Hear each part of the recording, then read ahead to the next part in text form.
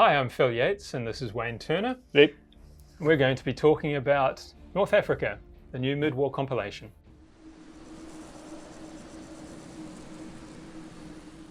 So North Africa is the first of our mid-war compilations. It's got everything that was in Africa Corps, Avanti, Armoured Fist and Fighting First, and all of the Special Forces booklets that Wayne produced. Yeah, we had the one of the British paratroopers, British commandos, American paratroopers, American Rangers, German paratroopers and Italian paratroopers. So it's a fairly complete compilation. It's got some new material we'll talk about later as well. So it's got everything you need to play mid-war in Africa, Tunisia, desert, Italy, whatever you need.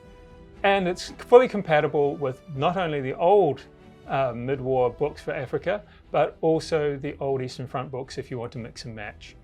So this book is not a revision or anything. It contains all the same units and points, and none of those values changes. So if you've already got cards and books you want to continue to use, they can be continued to be used. This doesn't invalidate any of the old books. The main point in it is it makes everything easily available in one place for new players, or for existing players who want to expand into a new area. Say you've got some desert rats and you want to add some Africa Corps. This has got it, and at the same time you've also got all of the Italian stuff from Avanti and all of the American stuff from Fighting First all at the same time. So it's got all of the stuff you'd expect.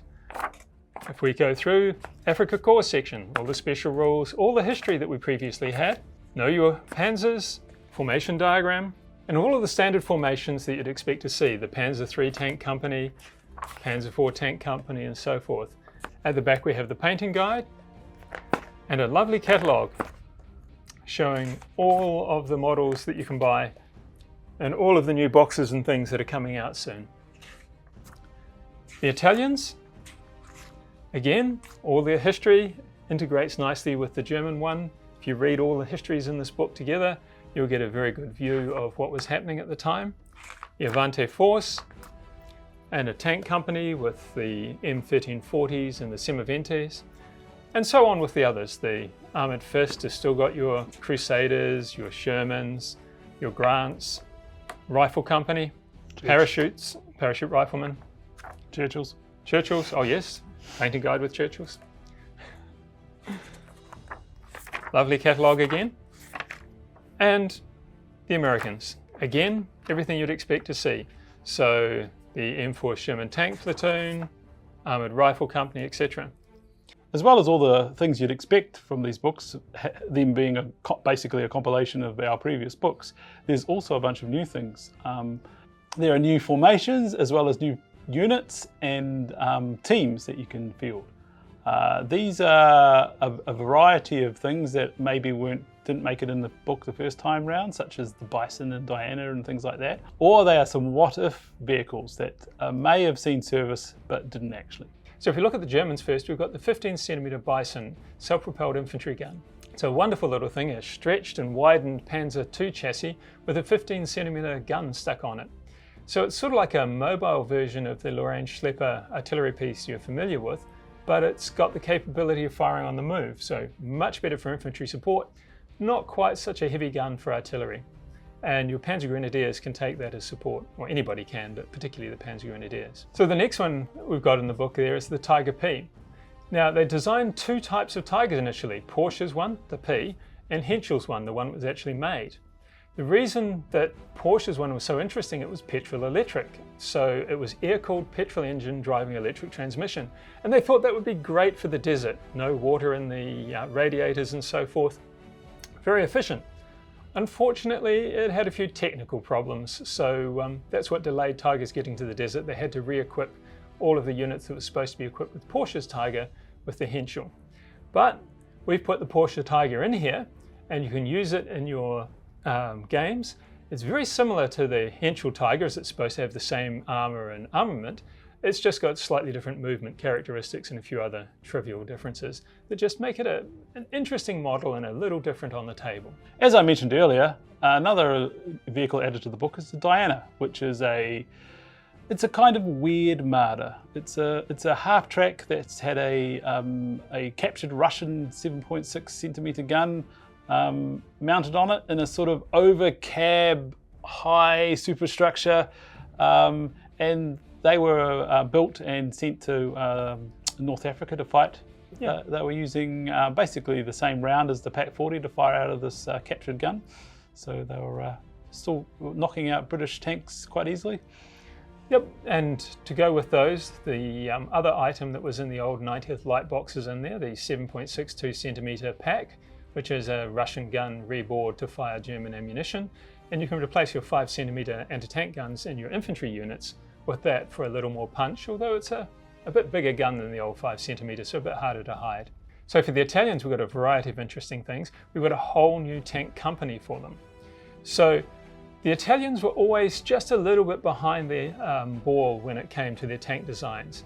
So the M1441, which they had in the older Avanti book, would have been a fantastic tank in 1939-1940.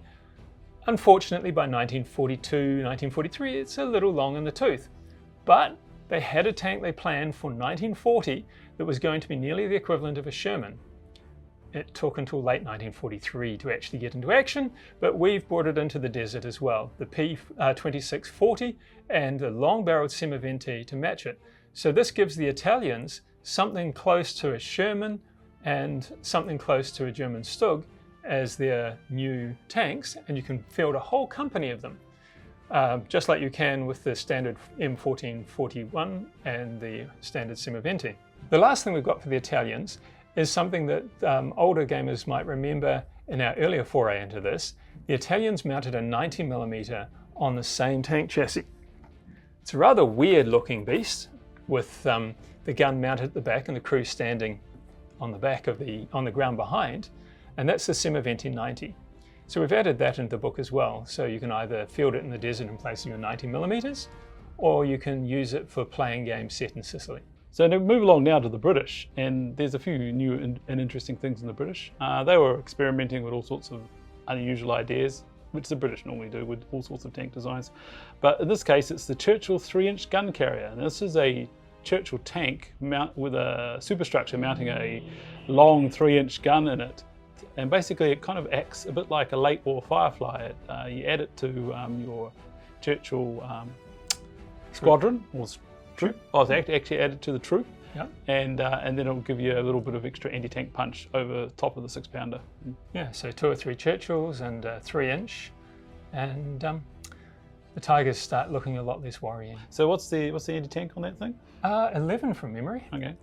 Now, if you do prefer to have your 3-inch gun carriers in your unit, you can take an Armoured Assault Squadron. The Armoured Assault Squadron allows you instead to have, as well, to have a whole troop of 3-inch gun carriers for fire support for your Churchills. Oh yeah. And it also allows you to mix in T14 assault tanks. So when the British were designing and getting the Churchill operating, they went over to America and said, hey, how about building us something similar? And the Americans built them the T14 assault tank. It's a little faster, a little lighter, a little more American with a 75mm gun and so forth. So in an assault squadron, you can have T14s mixed in with your Churchills, Churchills mixed in with your T14s or all Churchills. And it's a very interesting formation to support your infantry with. Okay. Or just to field as a formation in its own right. But for the British, there's 2 wild cards. There's the TOG-2 Star and the Boarhound. Now, TOG stands for the old gang. These are the guys who built the World War I tank. You know, the big rhomboid thing? Well, start of World War II, they went and got permission to design a new tank. And it was remarkably World War I-like. What might have happened, and why it's included in the book, is the British, desperate to get 17-pounders into action on a tank, might have decided, well, it works, let's build it. And so you get this World War I tank with a late war Challenger turret basically stuck on top of the 17-pounder gun. Really quite a fun addition for your British tank force. Slow, armoured okay, huge gun. Really quite fun.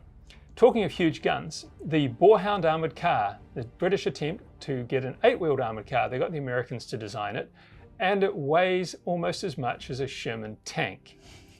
It's armed with a 6-pounder, 57mm American gun, same as the British 6-pounders that their tanks are using. It's armoured as well as some of the British tanks, and it's an armoured car.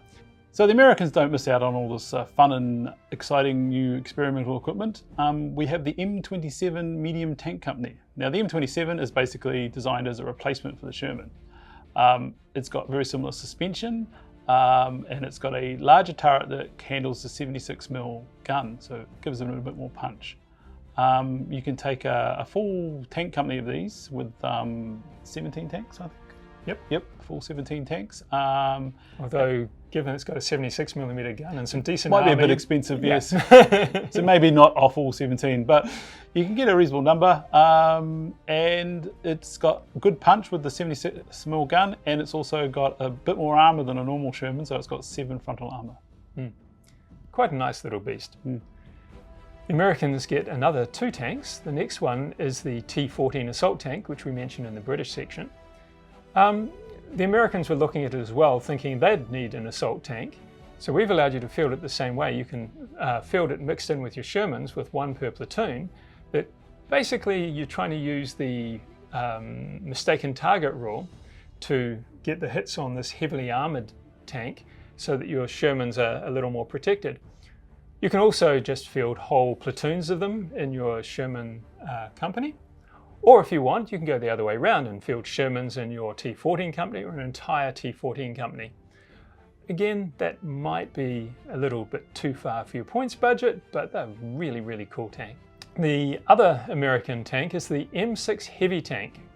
Now, this was a really interesting design. It's quite huge, very well armoured and mounting a 3-inch anti-aircraft gun, the same thing as in the M10 tank destroyer. Oddly, it has a coaxial 37mm gun. Now that works okay because basically they didn't have a very good HE round for the 76. So the 37 is their HE firing weapon and the 76 is their anti-tank weapon. But that means that your decent machine guns are all in the hull. A pair of side-by-side 50 cals. So how's that for armament? And of course the commander's got the standard American 50 cal poking out of his hatch at the top as well. Lastly, but certainly not least, we've got the Cook Interceptor, the T-55, an 8-wheeled tank destroyer. Rather light, very light in fact, given that it's only a little armoured car thing in the armour side, but it packs the same punch as the M10 and quite an interesting little device to field in place of your other tank destroyers if you want. So all in all, a great book for the beginner who's looking to get into mid-war, along with all the new releases to make that easy for them, or the existing player who missed out on some of the old books or is just looking to expand their collection into something different. Yes, I mean it's got everything you need to fight your battles in North Africa. So it's a great place to just grab the one book and then go and buy whatever bits you need for whatever army you're fielding. Yeah, and then later on, when you're sick of fielding that army, you can have a look in the same book again and find something else to field. There's plenty in there. Thanks for watching, and that's good night from me. And it's good night from him.